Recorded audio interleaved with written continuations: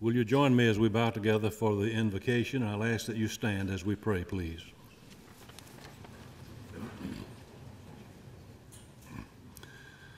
Our Father and our God, as we come to you on this Veterans Day, we come with thankful hearts for the spirit of men and women who have served our nation with high honor. We're grateful this day for those who, in time of need, have been willing, if necessary, to lay down their lives for the cause of liberty and righteousness. We express our heartfelt gratitude to you, O Lord, for giving us veterans who have served and suffered on our behalf in order that self-government might not perish from the earth. But as we honor our veterans this day, O God, those who live among us and still bear the scars of war in their lives, we ask that they may know within the sense of peace which only you can give. We acknowledge, Father, that there is work yet to be done in our beloved America.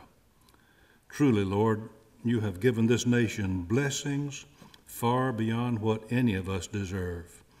Your goodness and mercy continue to follow us all, even to this day. Yet we know that all is not right with America. We deeply need a moral and spiritual renewal that can set our feet on the path of your righteousness and peace. And so we pray today, Father, for our nation's leaders, political, military, community, business, education. Give them the wisdom to know what is right and the courage to do it. May we as citizens of this land do our part to be found faithful to the task before us. Help us all, O God, to be a part of the answer to the problems of our world and not part of the problem. We pray, may thy kingdom come, thy will be done on earth as it is in heaven. For thine is the kingdom and the power and the glory forever. Amen. Please be seated.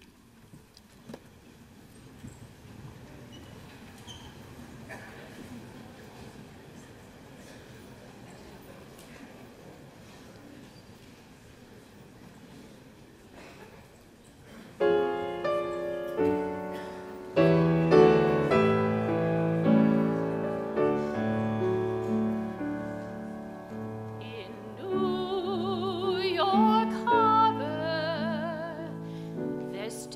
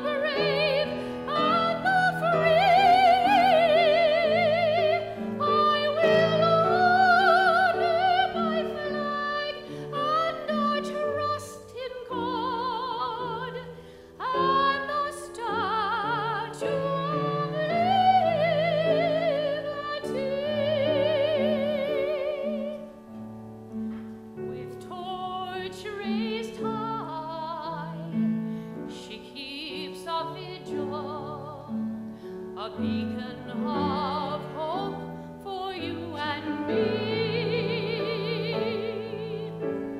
Let us guard what she stands for, and not sink into apathy. I'm so proud to be called an American, to be named with the brave and the free. I will honor our flag and our trust in God and the Statue of Liberty.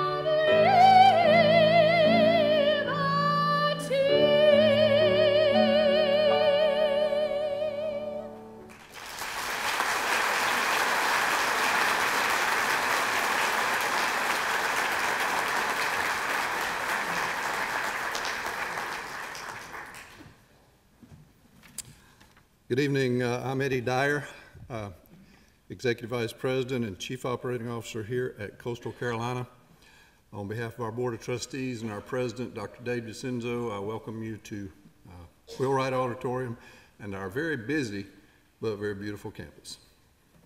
This evening marks the 10th gathering in this space on Veterans Day to honor those of you who have served our nation and the cause of freedom with your military service. It was begun by the vision of George Goldfinch and Rod Gregg, and their continuing support and hard work has ensured its success. This has been a wonderful partnership for this institution, and I hope Goldfinch Funeral Homes can say the same. You guys stand up and let people see who you are who don't know who you are. I think most people here do, but thank you for all you've done over the years.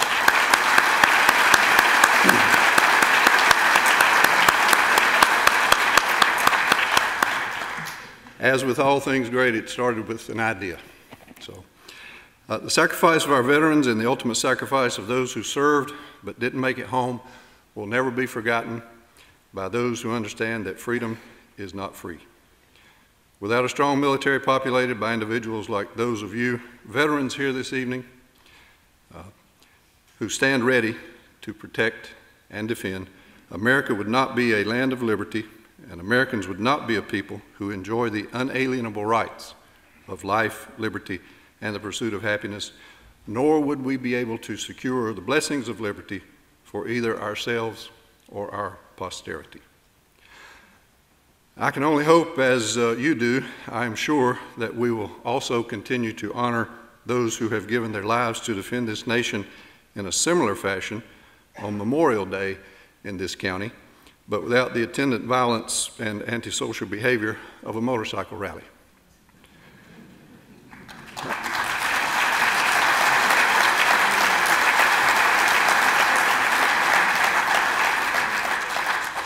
I pray, Reverend, that they will come.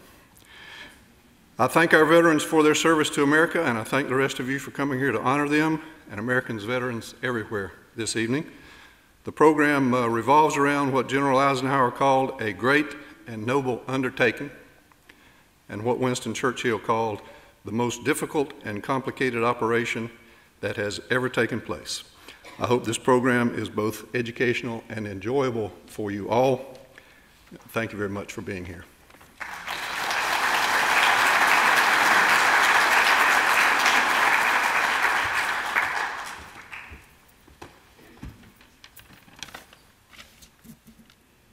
I want to thank Reverend Lawton for bringing our invocation this evening. Also want to thank Dr. Dyer. I believe he stepped off the stage, but for giving us that warm welcome. Also, I'd like to thank Dr. Dyer, Coastal Carolina University, for doing this for us. Without them, it wouldn't be possible. But good evening. I'm George Goldfinch, president of Goldfinch Funeral Services. 10 years ago, when our firm had the opportunity to sponsor the Salute to American Veterans, we never dreamed that this program would prove to be an annual tradition for our community. But here we are tonight, 1 decade later. It is a great privilege to join you in honoring our veterans as a sponsor of the 2014 Salute to American Veterans. And we want to thank you for being here tonight. As Americans, we all know that the liberty we treasure is in our country always has been and still is protected by Americans in uniform. Most of them have gone before us, and we cannot thank them in person, but we can remember them, and we can thank those veterans and active duty military who are among us now. And now that's what we want to do tonight, is to say thank you to Americans in uniform, past and present, who have served, sacrificed, and defended our nation. So on behalf of all of our sponsors tonight, we extend our gratitude to everyone who has served in the United States Armed Forces. We owe you a tremendous debt, and we deeply thank you.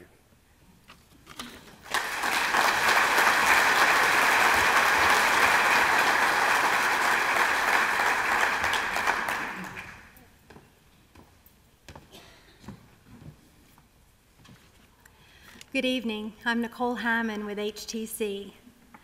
You know, when I was asked to do this just 2 days ago,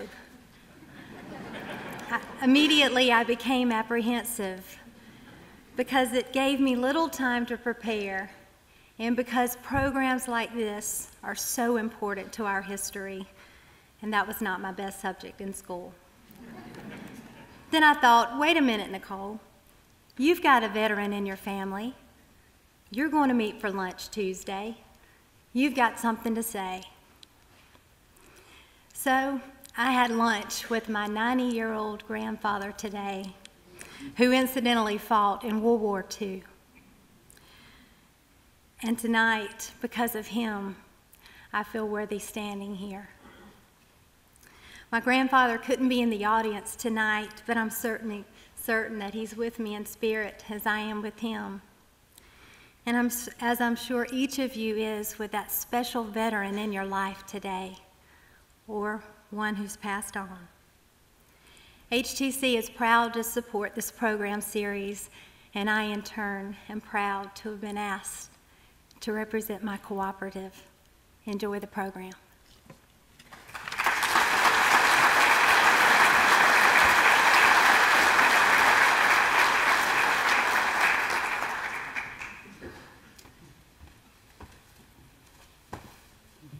Good evening. I'm Rod Gregg, the director of the Crestcom Bank Center for Military and Veteran Studies here at Coastal Carolina University, and it is a blessing tonight to see so many veterans here and also to see the people who appreciate them here as well. Now, helping us celebrate tonight and salute our veterans is a remarkable group of young performers, the ambassadors from Conway Christian School, under the skillful direction of Mrs. Robin Myers Simmons. The ambassadors perform sacred and patriotic music as a ministry and as a community service, and we appreciate Conway Christian School sharing them with us. Tonight they will perform what many of you have been looking forward to, a wonderful medley of anthems from the various branches of the American Armed Forces, Army, Navy, Coast Guard, Air Force, and Marine Corps.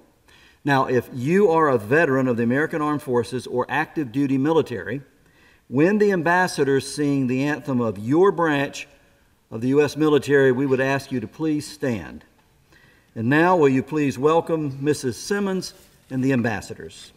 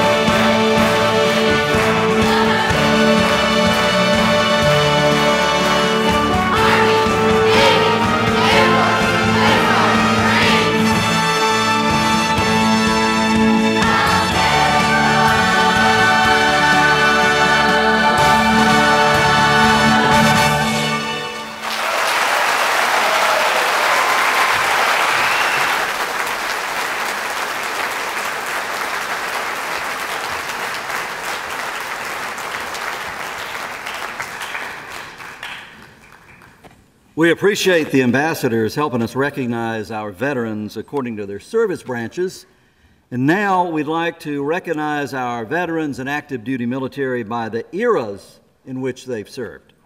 So, if you are active duty military, or if you have served in the U.S. Armed Forces since 9/11, 2001, War on Terror in Iraq, Afghanistan, the U.S., or elsewhere, will you please stand and be recognized?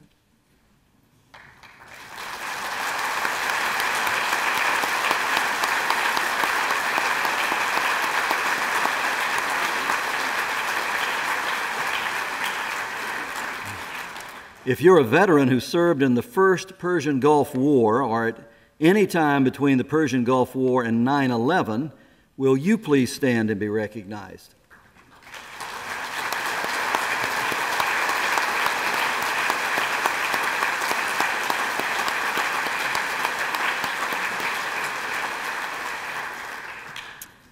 If you're a veteran of the Vietnam War, or if you served in the U.S. Armed Forces between the Vietnam era and the first Persian Gulf War, will you please stand?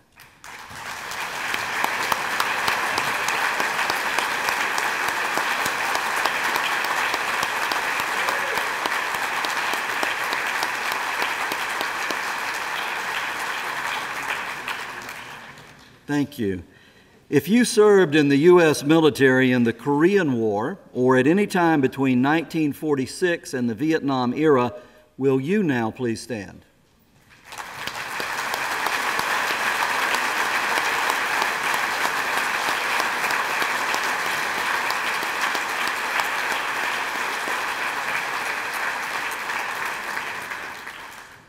Finally, if you served in the U.S. Armed Forces, Army, Navy, Marine Corps, Coast Guard, or in the American Merchant Marine before or during World War II, will you please stand and be recognized?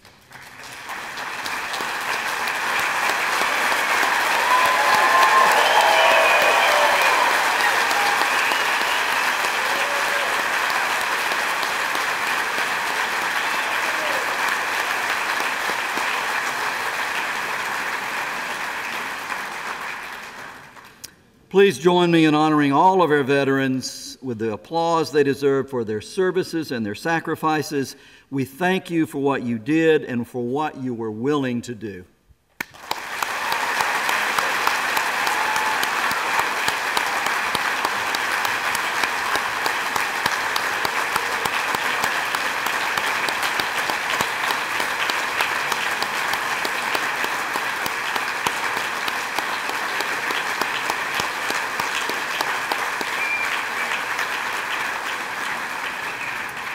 And now will you all please stand? We want you to stand, and you do too, for the presentation of our national colors and the singing of our national anthem. The national anthem will be led by the acclaimed soloist, Mrs. Janet Inman Haig, and our national colors will be presented by the Coastal Carolina University ROTC Color Guard under the command of Cadet Joshua Salters.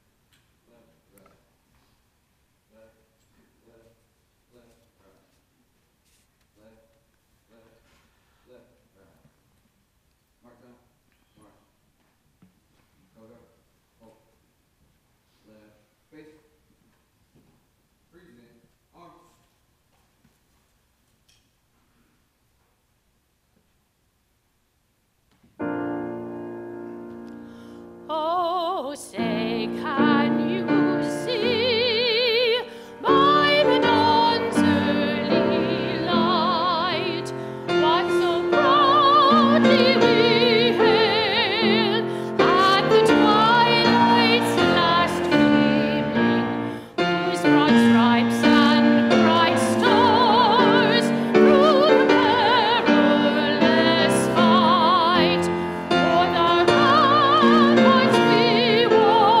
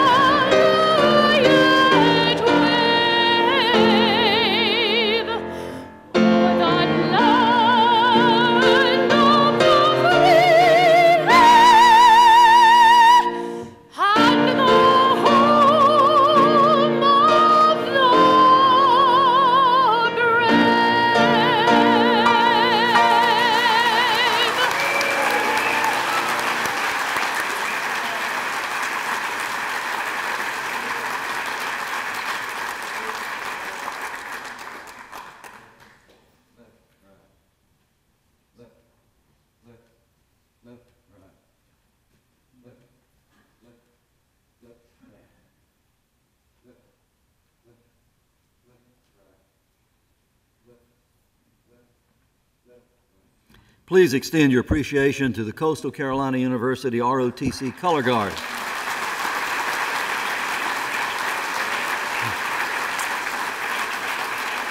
Thank you, and you may be seated.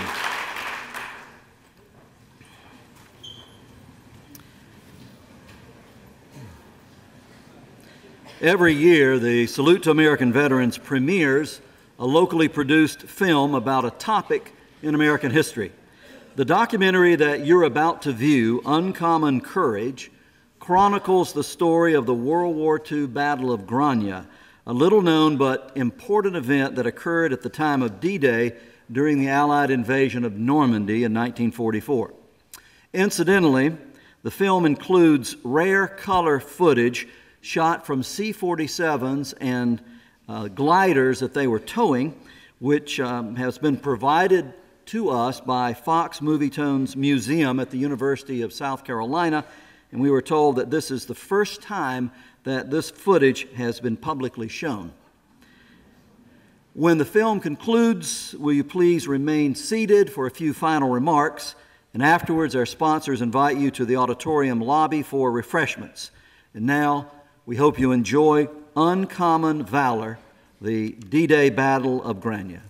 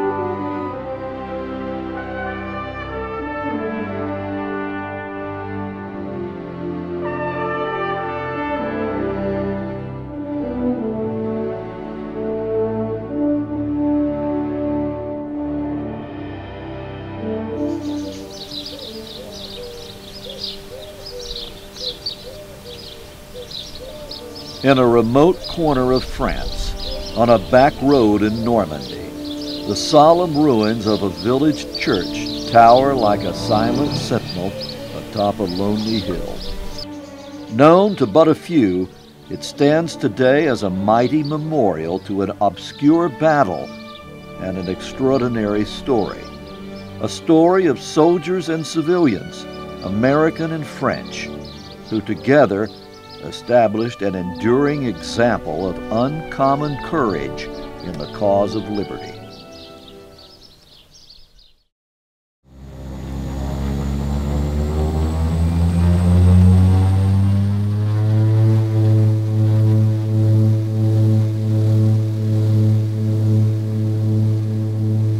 In the dark opening hours of D-Day, just after midnight on June 6, 1944, waves of C-47 transport aircraft carry thousands of young American paratroopers over enemy-held territory in Normandy, France. They are the tip of the spear, the vanguard of the largest amphibious operation in history, the Normandy invasion, Operation Overlord, the long-awaited Allied invasion of France, designed to liberate the oppressed people of Europe from Nazi tyranny.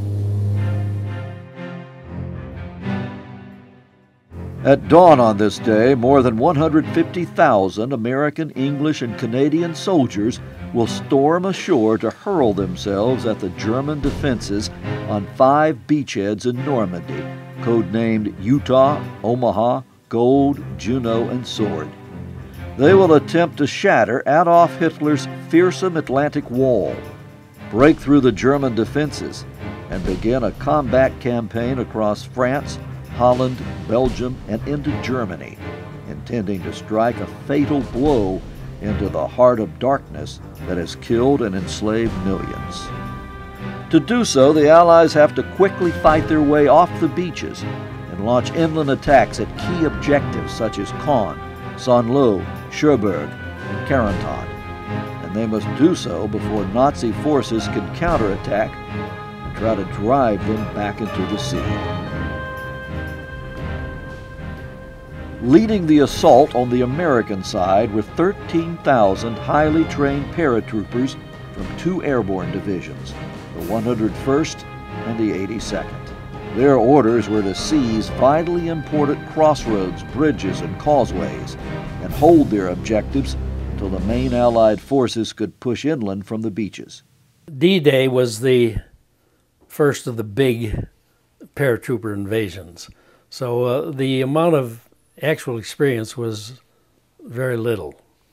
Bob Hirsch was a young pilot flying C-47 Dakota troop carrier aircraft in World War II's European theater, transporting young paratroopers into combat. Among the 13,000 paratroopers landing in Normandy by parachute and glider were the troops of the 82nd Airborne's 507th Parachute Infantry Regiment. Some of them, like the jump masters and so on, probably were more seasoned paratroopers. They had done it before. Some of the newer had never jumped in combat. As the aircraft carrying the 507 and other airborne troops passed over the English Channel and into the skies over Normandy, the C-47 pilots encountered heavy clouds, which made it hard for them to stay on course. As they approach the French coast, it's fog banks and cloud, and they're dropping from around 2,000 feet to 600 feet. These pilots have never been in action before, and they're not what's called IFR pilots. Therefore, the formation, these serials of 45 aircraft, as they enter the cloud and they're descending, they start to wobble. When they hit the flak at Saint-Sever-le-Vicomte and around here, the big gun batteries, it's just general mayhem. The troop carriers also began to draw fire from the German anti-aircraft batteries below, which made it hard for the pilots and the lead aircraft to focus on locating the drop zone for the paratroopers.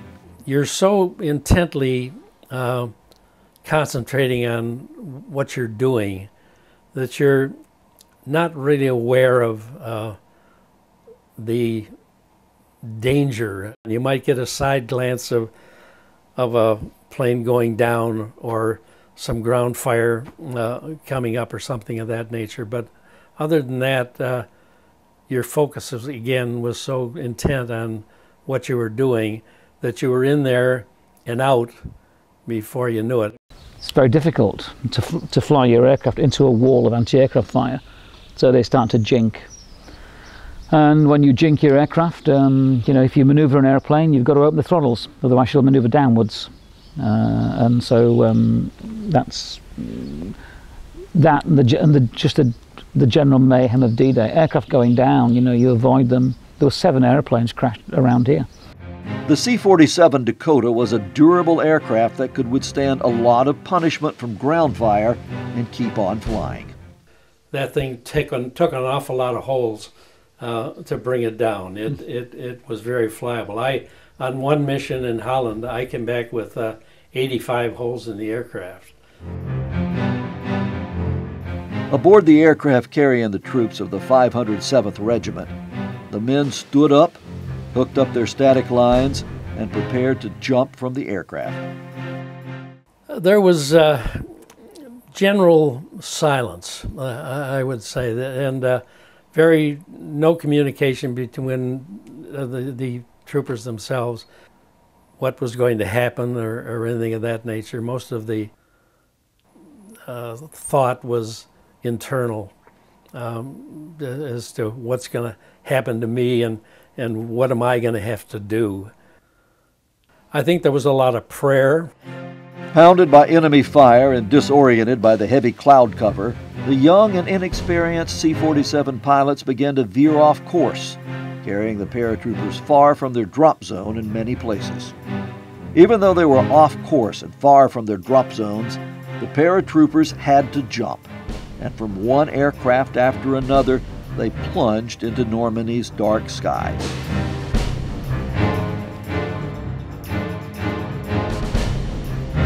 On D-Day, the drop was at night, you know, and they were just getting like jumping out in the closet, you know, and they had no idea what they were going to encounter when they got on the ground. What many of them encountered was disaster. The Germans had opened irrigation dikes and flooded the fields in Normandy's hedgerow country. Some of the gliders carrying paratroopers hit the flooded fields, skimmed across the water, and crashed into hedgerows with great loss of life. Some of the paratroopers jumping from the C-47s landed in deep canals, in rivers, or flooded fields. And weighed down by more than 50 pounds of equipment, they were trapped and drowned. You're taught as a paratrooper to roll when you hit the ground. If you roll on the ground, it's great. If you don't know it's water coming up at you, and very few of them knew, it was just black. If you start your roll, you roll into your shroud lines. If the wind is pulling you, that's if you're dropping straight. If the wind is pulling you, you will naturally end up in your shroud lines. You don't need much water when you've got rope wrapped all around you to have a really bad day. So when they landed in water, they had so much weight on them, on their body, that they weren't able to get to their feet in the water, and some of them just drowned.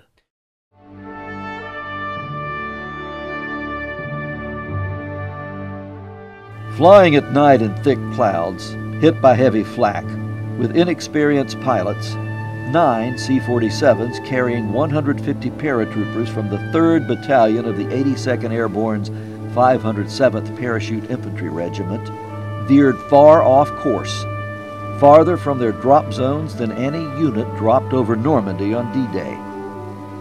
Instead of dropping near Saint-Mary-Glise, around the community of Amfreville, they were dropped almost 30 miles away to the south, around the village of Grania. Even though they were short on combat experience, the men of the 507 were superbly trained to fight wherever they landed. They were trained to kill. And it was kill or be killed in those situations. When you talk to someone, when they got on the ground, they'd shoot at almost anything that moved. In the early morning hours of D-Day, they floated to earth near the village of Grania, landing in marshland that the French called La Morée. Little Grania was perched above the marshes on a high hill that was topped by the village's Catholic church, easily seen from a distance, and the men of the 507 slogged their way out of the marshes and up the hill to the village. Nous habitions dans un petit village. At the time of D-Day, Martha Rigault Heese was a 12-year-old girl living with her older sister Odette and their parents on a farm outside Grania. Ça, je m'en souviens très bien, la nuit du 5 au 6. Just after midnight, we heard the sound of airplanes and explosion in the distance. There were more and more airplanes. It sounds like 100, even 1,000 of airplanes. It was so loud. The Rigault family and other residents of Normandy had been under occupation by Nazi forces for 4 years, and living day by day under enemy rule had not been easy. C'était les privations déjà, et puis un peu. Life under the occupation was hard. We were just children. When we walked to school, we would see German soldiers on the way. You had to always be careful what you said. We never had a lot of food in those days. The bread and cheese were poor. It was hard to get meat, even chicken, and the children never had chocolates. The German soldiers would take the best of what we raised, and we would only get the leftovers. Martha, her older sister Odette, and their parents welcomed the American paratroopers, and so did other residents of Grania. C'était normal. We were so happy to see the Americans. They were our liberators. More and more of them showed up at our house. By dawn, there must have been 100 of them. They were all around our house and in the barn, and they were checking and cleaning their rifles. And they asked us, "Where are the Germans?" The senior American officer with the 507 was Major Charles D. Johnson of Tennessee, and his second in command was Captain Dave Brummett. The captain wanted to lead the troops through the marsh and try to find the American lines, but he was overruled by Major Johnson, who decided that the paratroopers should dig in on the high ground at Grania and hold the village until the main American force coming from the beaches reached their location. You might think that with hindsight, the commander, the senior officer there, would have looked to withdraw further towards American forces. But hindsight is 20/20. At Grania, the paratroopers also stood in the path of any German reinforcements heading toward the vitally important city of Carentan, which lay less than 5 miles away. Carentan was the key link between the American landing sites at Utah Beach and Omaha Beach. It also had important railroad facilities and a network of roads that would be critical to the American drive across France to liberate Paris and enter Germany. But it's a link between Utah Beach and Omaha Beach. So it's a crossroads, but if you hold that, you're in a fairly commanding position. Carentan had to be held, and the German High Command was determined to keep it out of American hands. Troops from the U.S. 101st Airborne were assigned the job of holding the key city until the main American forces could move inland from the beaches and occupy it. But as soon as the German High Command realized the Allied invasion was underway in Normandy, they rushed reinforcements to keep the Americans from getting Carentan. Standing in the way of the German counterattack, however, was the 82nd Airborne's 507 Parachute Infantry Regiment at Grania.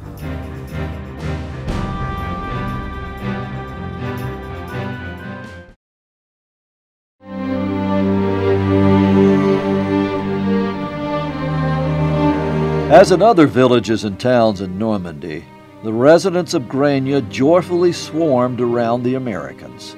In Grania, the villagers organized a mess kitchen for the troops, brought in what little food they had, and began cooking for the Americans round the clock.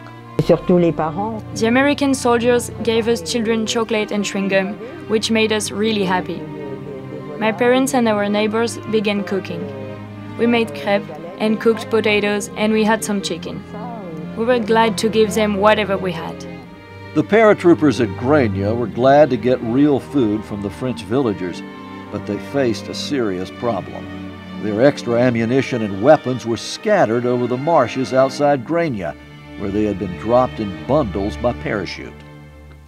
Therefore, you have bundles under the wings, which have got small parachutes on them. And as I say, they're dropped at the same time. For help, Major Johnson turned to the people of Grania, who assembled in the village church at the request of Grania's mayor and 2 Catholic priests, Father Albert Leblastier, a middle-aged clergyman who was the village priest, and a young visiting minister, Father Louis Le Bapeston, who had come to help with confirmation for 12-year-old Martha Regal and other village children. Father Leblastier was very formal, but he was also very kind and nice to everyone. The children especially loved him very much.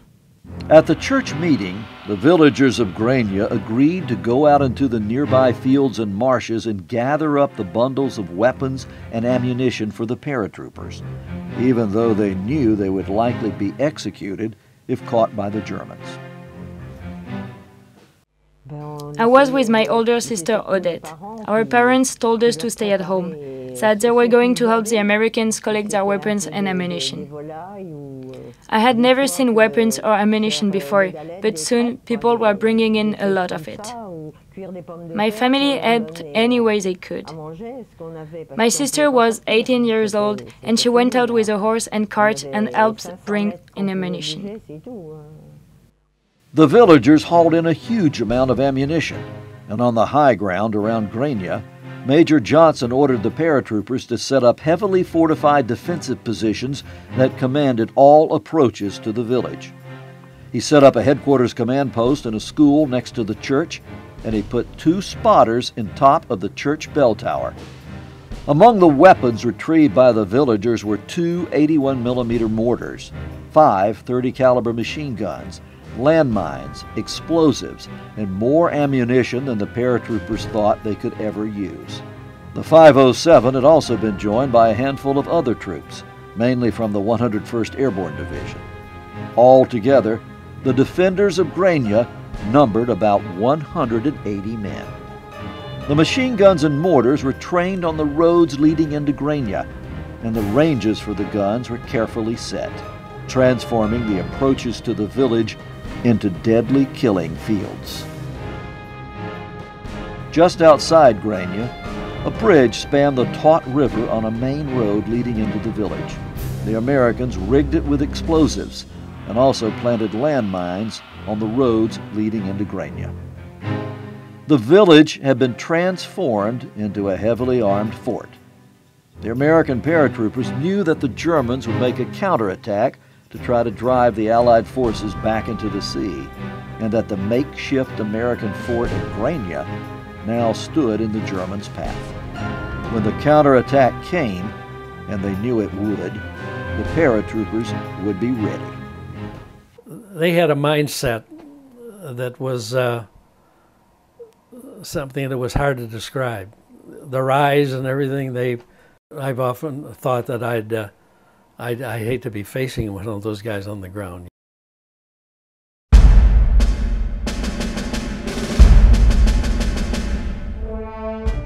Saturday morning, June 10, 1944, 4 days after D-Day, the first German forces approached Grania on the road crossing the Taut River Bridge. An outpost of American paratroopers opened fire, drove away the Germans, then blew up the bridge.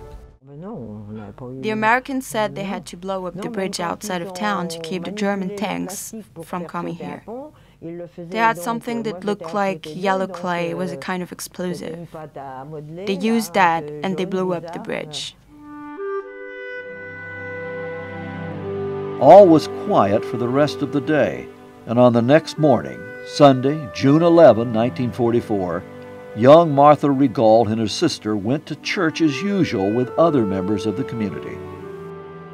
They were joined in the worship service by many of the American paratroopers who had been allowed to attend church by Major Johnson on standby notice.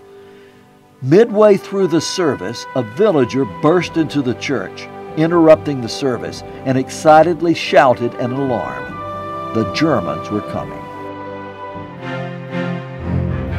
Outside Grania, German troops were advancing on the village, and they were not troops from the regular German Wehrmacht army. They were instead the 17th Panzer Grenadier Division from the infamous Nazi Schutzstaffel, the dreaded Waffen-SS. Fanatically devoted to Adolf Hitler and the Nazi Party, SS troops were the enforcers of the Nazi Holocaust death camps and were responsible for the slaughter of countless civilians. They separate the men and women, put the men in a barn, put the women and children in a church, set them both on fire. I mean, 450 died, and then they destroyed the village. I mean, how does anybody do that? The troops of the 17th SS Panzer Grenadier Division were the main German reinforcements sent to seize and hold nearby Carentan. All totaled, they numbered more than 2,000, 10 times the number of American paratroopers in Grania who blocked their way to Carentan. Immediately that Sunday morning, the SS launched a major infantry assault on the hilltop village and ran right into the killing field set up by the paratroopers of the 507. During church, we were told that the Germans were coming, and right away the fighting began. My sister and I couldn't go home. It was not safe with all the fighting, so we stayed in the church. We were very scared. The initial Nazi assault was over in 15 minutes. American machine gun and mortar fire tore into the ranks of the SS, inflicting severe casualties and forcing them into a humiliating retreat. When you're attacking a position like that on a hill, and you don't blast it first with, you know, artillery or air power, then you're kind of asking for troubles. And I think the Germans were just a bit sure of themselves that they just pushed these guys out of the way. They realized pretty rapidly that that wasn't going to happen. Soon the SS attacked again, this time assaulting Grania from all sides. The American paratroopers began taking casualties. But as the Germans came across the open fields, the spotters in the church bell tower effectively directed American mortar fire into the German ranks, and the paratroopers on the .530 caliber machine guns smothered the open fields with searing fire. The fighting was terrible. My sister and I stayed in the church all day. Everyone was scared. There was lots of shooting all day, and there were many people wounded and killed. We later learned that there were 2,000 Germans attacking the town. In Grania's church, a medical field hospital was set up under the command of a 29-year-old medic named Captain Abraham Sofian. The 17th SS Panzer Grenadiers were commanded by Brigadier General Werner Ostendorf, a seasoned commander with experience in the vicious fighting on the Eastern Front in Russia. Outside, the fighting continued. The SS launched multiple assaults on Grania's defenses, but the paratroopers stopped them all, even as their own casualties mounted. What were their options? You know, and they were trained to do what they had to do. They had the ammunition, they had the means to hold out, and the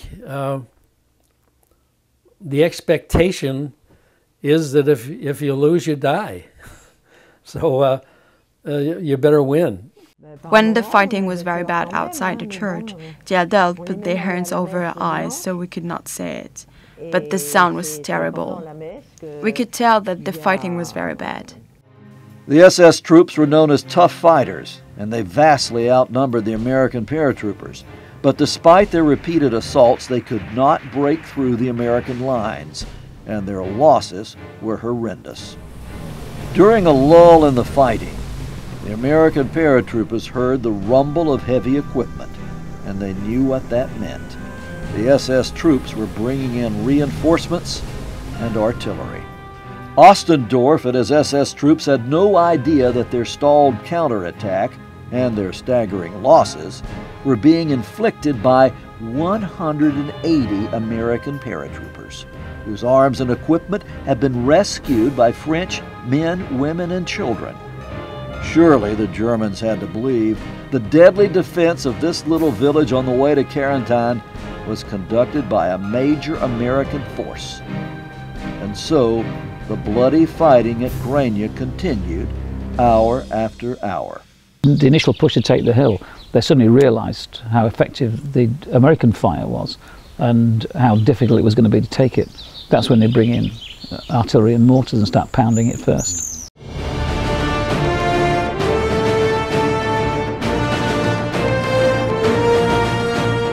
For 9 long, bloody hours, the men of the 82nd Airborne, the 507, held off repeated SS attacks on their defenses at Grania, and the fighting was brutal. The fighting went on for a long time. We could hear explosions and machine guns firing. So much shooting, and the soldiers were shouting and calling to each other. It was terrible. Still, the Americans would not give up. With overwhelming numbers, the SS eventually pushed their way up the hill into the edge of Grania, and the men of the 507 fell back to an inner defensive line and kept fighting. You act a lot differently in defense than you do on offense. When you're defending yourself and your situation, it's a more desperate situation than the aggressor. The Americans fought so hard, the poor soldiers. So many of them were killed or wounded. We knew that they were not just fighting for themselves, they were fighting for us too. For the SS, the Battle of Grania was a lesson in what to expect when fighting American troops, especially paratroopers.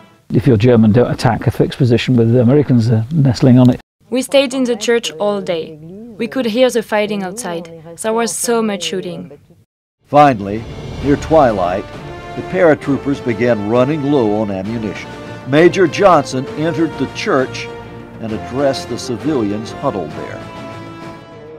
After the fighting had gone on for a long time, Major Johnson came into the church and stood in a chair to talk to us.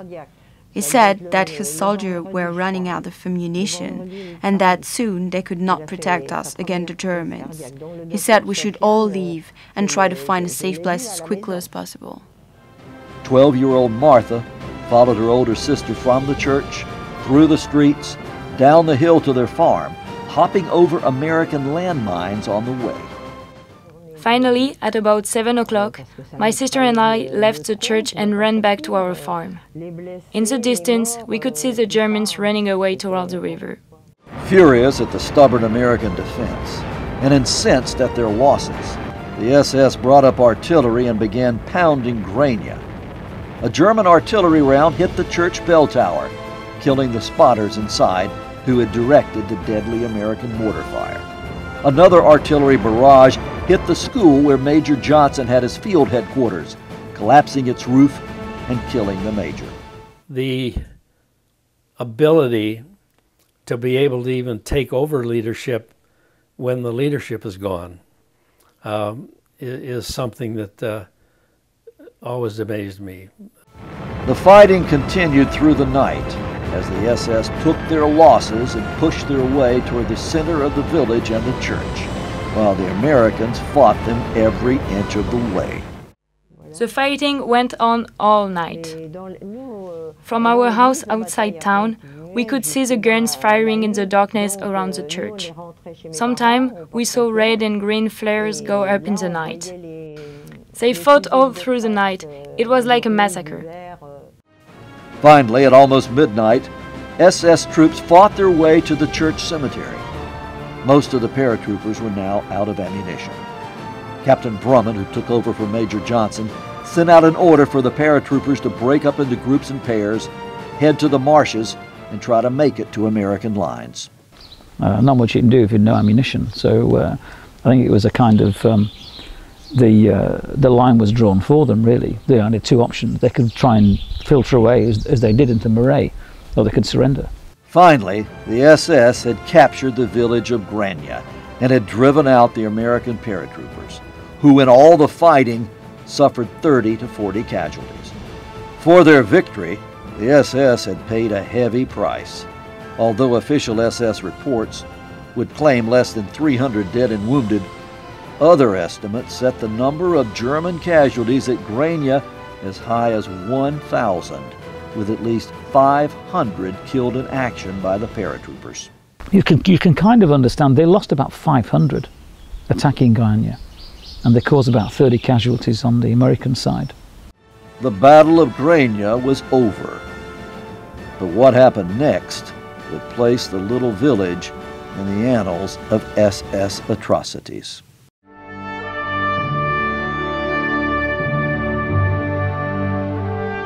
Just after midnight, SS troops finally reached Grania's church, where they found Captain Sofian in the American Field Hospital.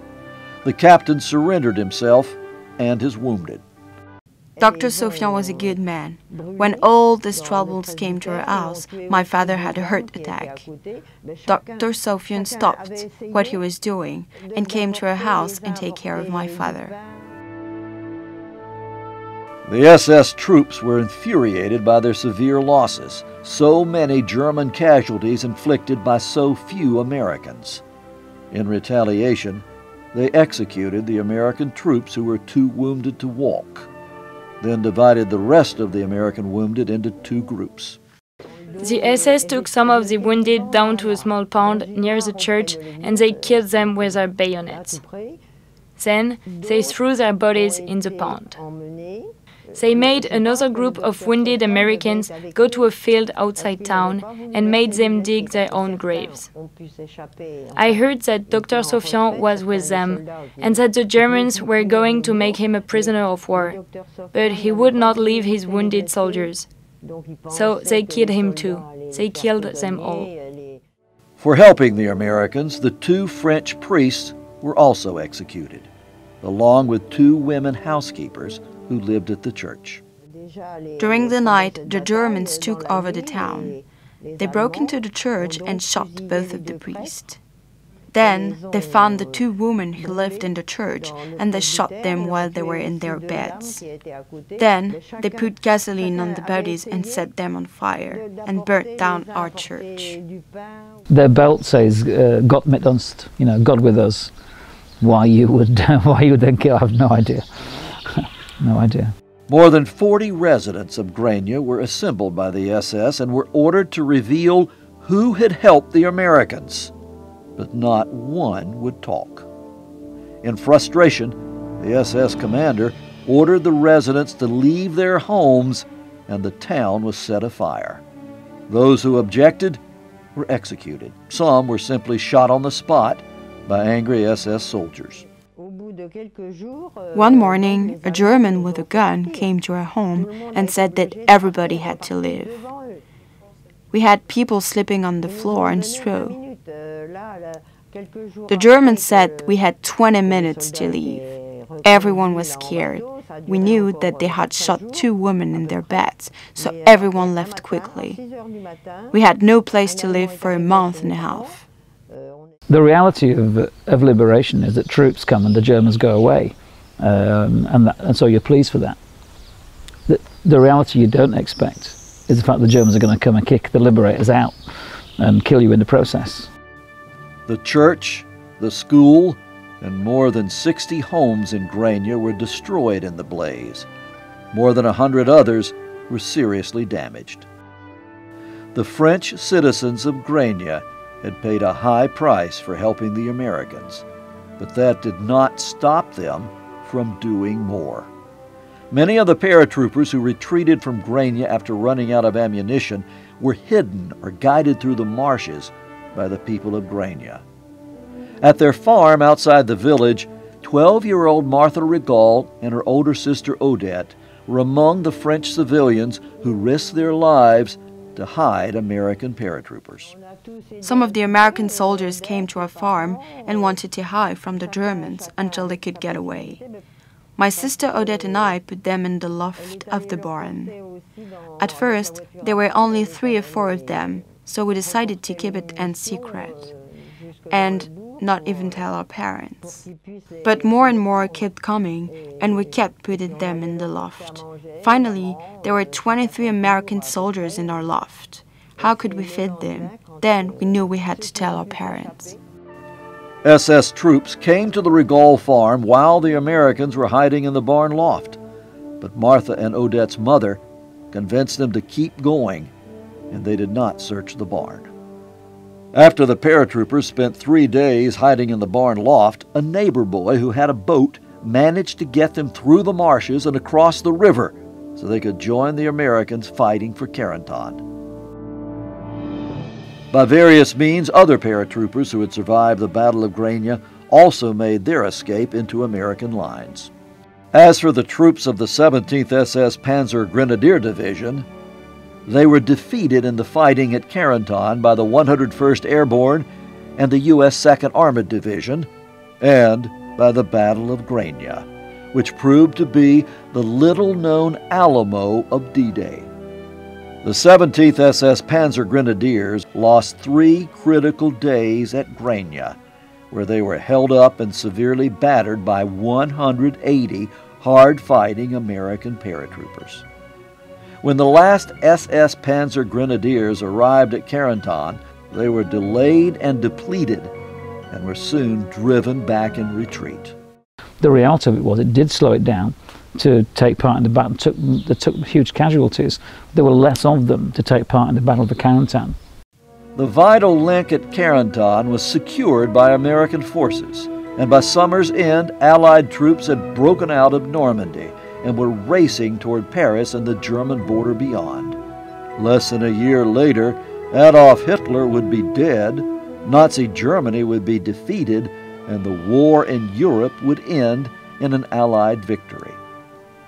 Meanwhile, on July 18, 1944, in Normandy, the village of Grania was finally liberated by American forces, and the village's civilian survivors began the task of rebuilding their lives in freedom.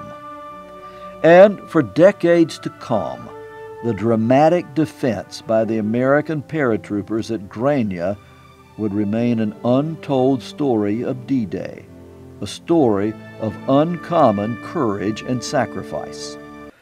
I think that's an amazing display of guts and determination and training. And those guys were trained for it. My heart goes out to guys that are put in that kind of a situation, but that's what they were psychologically ready for combat when they went in, and to perform the way they performed is amazing, and yet not unexpected.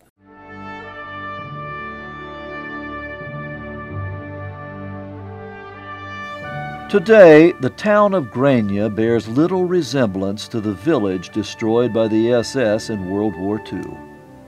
Unlike most towns and villages in France, few ancient structures were left here by the war as reminders of Europe's long and eventful history, and few tourists find their way here. Those who do, however, discover modern monuments of a recent and equally eventful history. Streets honoring the 507th Parachute Infantry Regiment, a new bridge named in honor of the 82nd Airborne, and a uniquely unforgettable monument that bears mute but moving testimony to the little-known but important D-Day drama that unfolded in tiny Grania. Towering over the city cemetery as they did in 1944 are the surviving walls of Grania's church, preserved today as a memorial to an obscure engagement in a remote region that nonetheless stands today as a model of American and French cooperation, courage, and sacrifice in World War II. Engraved here on a marble monument are the names of those who sacrificed their lives in that noble struggle. Officers and priests, soldiers and civilians, medics and housekeepers, American and French, compatriots all who struggled here arm in arm to resist the forces of evil and restore the blessings of liberty in an extraordinary act of uncommon courage, the Battle of Grania.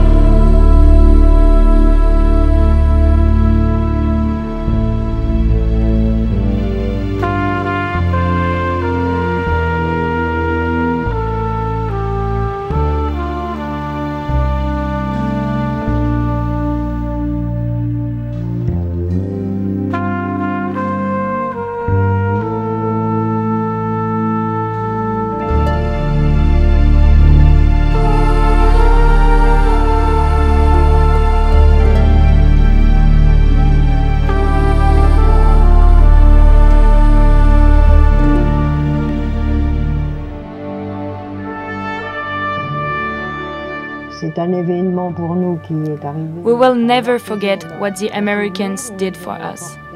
They fought for us. Many of them gave their lives for us. They liberated us. We will never forget what America did for us.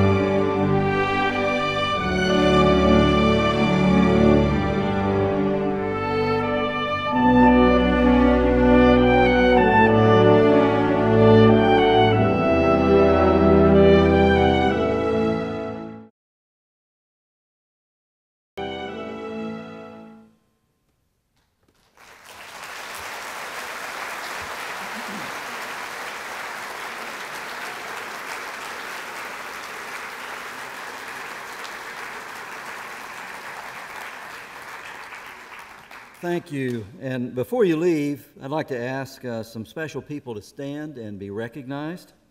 If you would, please extend your appreciation to the co-producers of tonight's documentary, Mr. Dennis Reed, the senior editor for our film. Dennis, if you stand, please.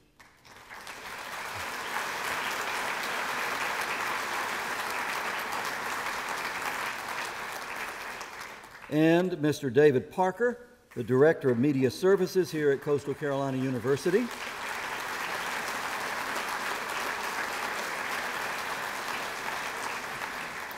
Would also like to introduce you to the young French translators whose work were so important to this film, Miss Noline Ledonnier and Miss Mathilde Oliver, who are students, international students here at Coastal Carolina University.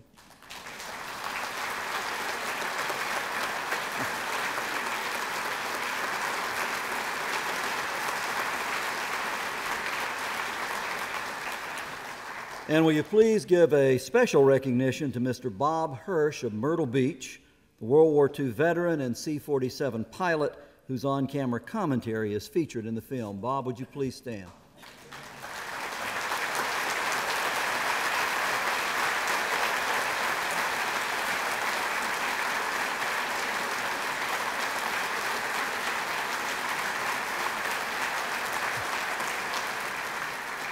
And would also like to ask you to please give a grand thank you to the folks who made this evening's event possible, the sponsors of the 2014 Salute to American Veterans, Goldfinch Funeral Services, Coastal Carolina University, HTC, and Joseph Saunders Dentistry.